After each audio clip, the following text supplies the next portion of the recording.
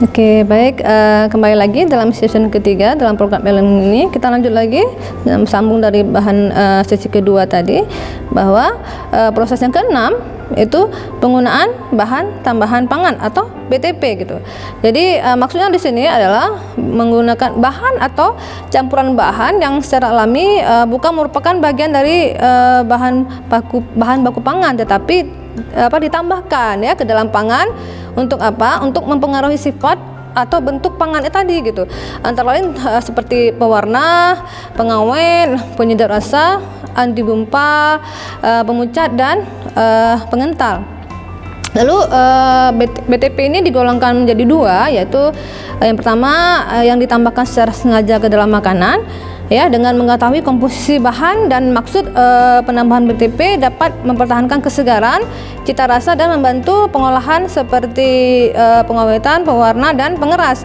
Terus yang kedua yaitu BTP yang tidak sengaja ditambahkan, yaitu bahan yang tidak mempunyai fungsi dalam bahan makanan tersebut gitu. Terdapat secara tidak sengaja baik dalam jumlah sedikit atau cukup.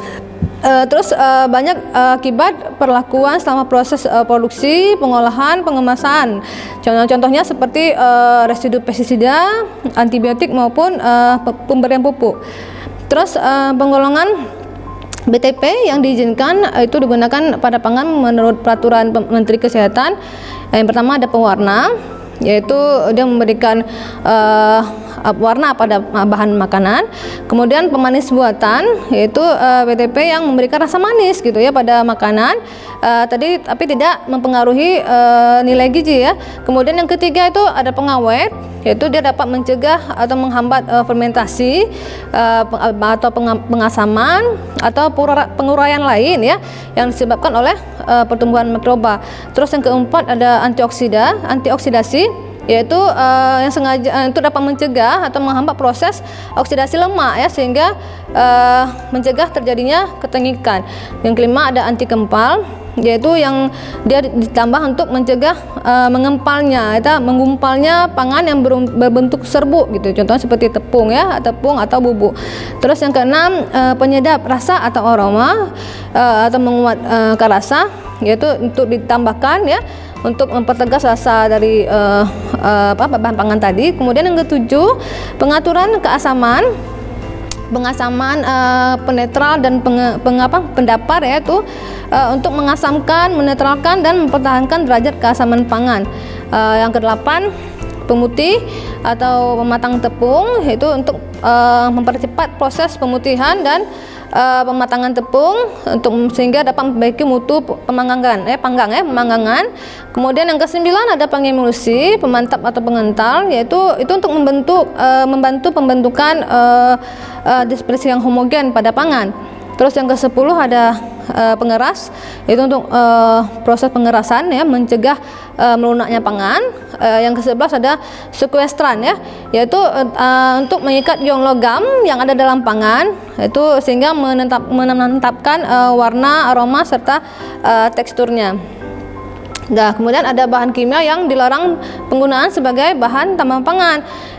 Kita lihat sini bahwa ada formalin, ada natrium tetraborat atau kita kenal dengan sebagai borat, atau kolamforonikol, terus kalium klorat, kemudian ada asam salisilat, ada minyak nabati yang dibrominisasi, ada dietil pirokarbonat ya. Jadi kalau kita lihat penggunaan ini sebenarnya tidak boleh digunakan, tapi ada pedagang nakal ya yang menggunakan untuk mencari keuntungan. Contohnya seperti borak gitu ya. Jadi banyak beredar penggunaan pada tahu, bakso, pembuatan mie gitu ya. Itu rata-rata sudah menggunakan borak. Kemudian seperti asam salisilat juga itu aspirin ya, itu juga tidak banyak digunakan untuk membuat produk menjadi cepat tidak busuk gitu ya. Jadi intinya semua bahan kimia yang dilarang ini apabila dikonsumsi dalam waktu berulang dan terakumulasi itu akan menyebabkan penumpukan di bagian otak ya, kerusakan hati gitu ya. Jadi mempengaruhi saraf otak, hati, dan bisa menyebabkan kematian gitu. Gitu ya. Jadi sekian materi saya tentang pengolahan dan pengawetan bahan pangan. Sekian, insya Allah nanti kita bisa membaca kembali materi ini. Saya akhiri dengan wabillahi taufik walhidayah. Assalamualaikum warahmatullahi wabarakatuh.